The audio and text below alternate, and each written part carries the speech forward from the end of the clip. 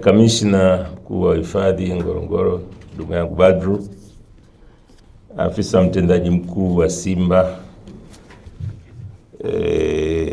wanakuita Madam Zubeda, Ahmed Ali msemaji wa Simba, na OCD wa Arusha mjini, Madada Matagi, viongozi wote wa taasisi zimbili Ngorongoro na Simba, ndugu waandishi wa habari, mabibi na mabwana. Simba tembelea, Simba tembelea Ngorongoro. Hii maana yake tumeshaanza countdown, wazungu wanasema, kuelekea kwenye uzinduzi wa Simba Day na sherehe za miaka 90 ya Simba. Tutakuwa na msemo wetu #Simba tembelea Ngorongoro. Awali ya yote, kwanza napenda nashukuru sana kamishna mkuu pamoja na bodi yako kwa kuweza kukubali ushirikiano huu. Kwanza kwa Simba, Arusha ni nyumbani. Kama kuna mkoa ambao mpiga makofi basi Arusha. Simba tukija huwa tunasikia raha ni Arusha. Na kwa kweli tulikuwa wakati mwingine naongea na mkuu wa mkoa, nafuatilia sana ule uwanja unaisha lini. Uwanja unaisha lini? Kama uwanja ungekuwa umeisha mapema, pengine shughuli yetu ya Simba wiki tungeweza kuifanyia hapa Arusha. Lakini inshallah muda sio mrefu, nafikiri mkoa ambao utakuwa wa kwanza kupata shughuli za Simba wiki na Simba Day katika miaka ijayo, Arusha nafikiri una nafasi kubwa sana, hasa baada ya kupata ule uwanja. Jambo la pili ambalo ningependa kulisema, Simba ni klabu ya michezo lakini imebebwa sana na mpira wa miguu. Mwaka huu ni miaka 90. Lakini katika siku za karibuni tumekuwa tunajihusisha sana na mambo ambayo yana faida pia kwa nchi. Simba ilikuwa ni klabu ya kwanza tulianza kusapoti utalii. Tulisapoti utalii kwa maana ya kwa visit Zanzibar na visit Tanzania. Lakini kama mnakumbuka, mwaka juzi kulikuwa tulizindua Simba Day na kitu gani kinaitwa? Nani nakumbuka? Kibegi. Kilienda mlima Kilimanjaro. Tulitangaza utalii wa mlima Kilimanjaro kwa kupitia Kibegi. Sasa mwaka huu kusherehekea miaka 90 ya Simba, tumeamua kuzindua na kusherehekea wiki ya Simba kupitia hifadhi ya Ngorongoro. Kwa hiyo ndugu kamishna mkuu wa hifadhi, naomba nikuahidi kwamba kwa kushirikiana kipindi hiki na Simba, kama ulivyosema hapo awali, itakuwa ni faida kubwa kwa taasisi zimbili. Taasisi ya Ngorongoro kwa kutangaza product zake nyingi ambazo zipo, na Simba pia tutafaidika sana kwa kushirikiana na Ngorongoro. Na ni kwa sababu katika Ngorongoro watu wa Simba wanajihisi wako nyumbani, wanarudi nyumbani. Ni kwa sababu katika wanyama ambao wanasema ni mfalme wa mwitu wako wengi sana pale Ngorongoro. Kwa hiyo nikuhakikishie, kama alivyosema CEO, mmechagua platform sahihi. Nilikuwa naangalia hapa posti moja iliyowekwa masaa 17 iliyopita. Kuna watu karibu zaidi 40,000 wametembelea kwamba kuna jambo kati ya Simba na Ngorongoro. Simba ina wafuasi kwenye mitandao zaidi ya milioni 20. Kwa hiyo collaboration hii tutakayoifanya na countdown mpaka tunaenda kuzindua hiyo Simba wiki, na kuhakikishia tutapata wateja wengi sana wa nje na wa ndani. Na kwa kipindi hiki ni vizuri sana tukatumia kuweza kutangaza product nyingi wakati tunaelekea kwenye AFCON, na Arusha itakuwa ni mji ambao pia utakuwa na mechi za AFCON. Kwa hiyo ndugu kamishna mkuu wa hifadhi ya Ngorongoro, ni kuhakikishie kwamba sisi Simba tutakusapoti, sio tu kwa kipindi hiki, kipindi chote ambacho utakuwa uko tayari una program zako za kuweza kufanya collaboration na Simba. Sisi tuko tayari, kwa sababu tutasapoti hifadhi, tutasapoti utalii na tutasapoti uchumi wa nchi hii uzidi kupaa. Kwa hayo machache, wa klabu ya Simba Bwana Crescentius Magori, kamishna wa uhifadhi Bi Neema Abi Matagi, Samani OCD Arusha, viongozi wa mamlaka ya hifadhi ya Ngorongoro, ndugu na habari, wageni waalikwa, mabibi na mabwana, tunasema asante sana kwa kuweza kutupokea Arusha, hasa katika kipindi ambacho tunaelekea kusherekea miaka 90 tangu kuanzishwa kwa klabu ya Simba. Ushirikiano ambao tunaufanya baina yetu na mamlaka ya uhifadhi ni moja ya shirikiano bora ambazo zimewahi kutokea.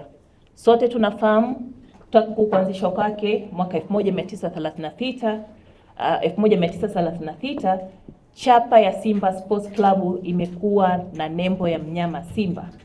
Na simba inamaanisha nini sasa tunaposema the pride returns home? Ameelezea hapa kamishna mkuu. Ukiangalia historia ya Simba na asili yake, au Waswahili wanavyosema jasiri achi hasili. Asili ya mnyama simba ni katika hifadhi kubwa sana duniani.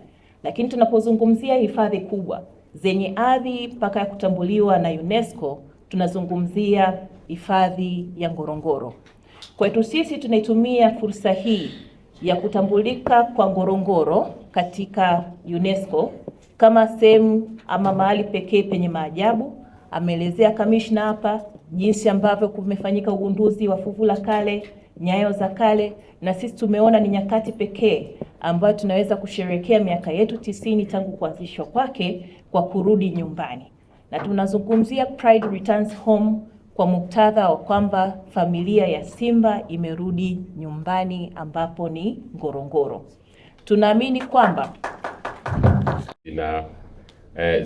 zinafanya kazi pamoja na zitaweza kufanya kazi pamoja kwa namna nyingine tofauti.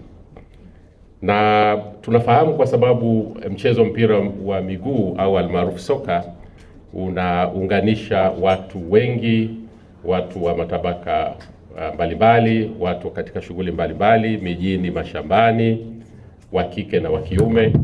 Kwa hiyo tunaamini kwamba tunapoungana katika sekta hizi mbili za utalii na michezo, ni fursa pia ya kuunganisha watu wa aina mbalimbali. Na sisi kama Ngorongoro, hifadhi ya mamlaka ya Ngorongoro, tunaona fahari kubwa sana. Hifadhi ya mamlaka ya Ngorongoro ni moja kati ya, kwenye sekta ya utalii na uhifadhi, ni moja kati ya chapa mahususi, chapa kubwa, sio tu Tanzania lakini katika dunia na katika Afrika.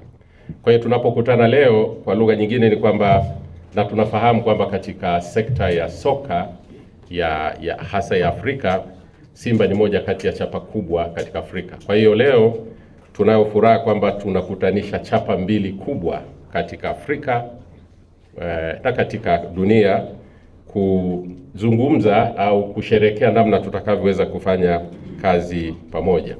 Na chapa hizi mbili zinapoungana, maana yake ni kwamba sasa sijui niseme ipi naipaisha nyingine, labda Kiswahili chepesi, zinapaishana. Labda kupaishana ndio iko sawa sawa. Tunakutana pale ambapo chapa mbili zinapaishana katika sekta ambazo pia nazo zinapaishana. Lakini labda tu kukumbusha ni kwamba chapa hii ya Ngorongoro ni maarufu kwa sababu ya historia. Ukifuatilia katika historia ni kwamba chapa hii inahusishwa na wanyama wa aina zote. Wale wanyama maarufu wanapatikana kwa wingi katika hifadhi ya Ngorongoro. Kwa wingi kwa maana katika eneo moja dogo: simba, faru, twiga, na wengine wote wale wanyama ambao ni wakubwa. Ukienda Ngorongoro, hasa kule kwenye kaldera Kasoko maarufu kama Kreta, ndiko wanakopatikana. Lakini pia hifadhi ya Ngorongoro ina historia ya kuwa ni imehifadhi historia ya binadamu wa kale sana. Takriban kuna historia ya nyayo za Laetoli ambazo kiutaalamu zimethibitika kwamba zilitokea takriban miaka 3.5 iliyopita. Sasa historia hiyo manake ni kwamba maisha katika hifadhi, maisha binadamu wa sasa wanaaminika wameanzia katika hifadhi ya Ngorongoro. Historia kubwa sana hiyo.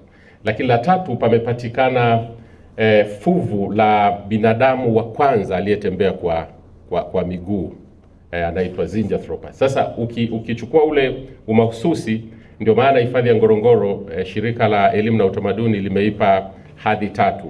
Ina hadhi ya kuwa ni ina mchanganyiko wa urithi, inaitwa mixed heritage, lakini pia ni hadhi ambayo ina hadhi ya biosphere na hifadhi ya kimataifa ya kijiolojia au maarufu kama Global Geopark. Kwa hivyo hizo ni hadhi zinazotolewa na shirika la Umoja wa Kimataifa la Utamaduni, Elimu la UNESCO. Na UNESCO ndio shirika linalotoa hadhi kwa sites kwa maeneo mbalimbali katika dunia, na Ngorongoro imebahatika kuwa na hiyo hadhi. Lakini mojawapo katika hili la historia ya binadamu alivyoishi muda mrefu, na sisi ndio maana tunasema kwamba kabla hatujaanza kucheza mpira wa miguu tulianza kutembea. Nadhani ni logic tu ya kawaida. Ikitokea mtu anacheza mpira hajatembea, anaweza kuwa si mchezaji mzuri. Lazima miguu itembee kwanza, ikomae, ikae sawa sawa, ijue namna ya kudribble. Sijui lugha ya mpira, lakini inasemekana watu wanatembea, wana dribble, wana feint, pana maneno, hata si mtaalamu hata siyasemi. Lakini unatembea kwanza, alafu baadaye unacheza mpira au unafanya kazi nyingine. Sasa kwa sababu hiyo ndio maana hata hii sisi tunaona fahari kuungana na wenzetu ambao katika sekta ambayo inaitumia miguu sawa sawa. Unajua sio kila mtu anayepewa neema ya miguu anaitumia inavyopasa. Wengine wanaitumia tu kutembea, inaishia pale pale. Lakini wenzetu katika sekta kama watakavyozungumza, siwezi kuwazungumzia, wanajua miguu habari yake ni nini. Miguu inaleta furaha, miguu inaleta burudani, miguu inafanya mambo makubwa sana kama ambayo tunajua na kama ambayo watakayo yazungumza.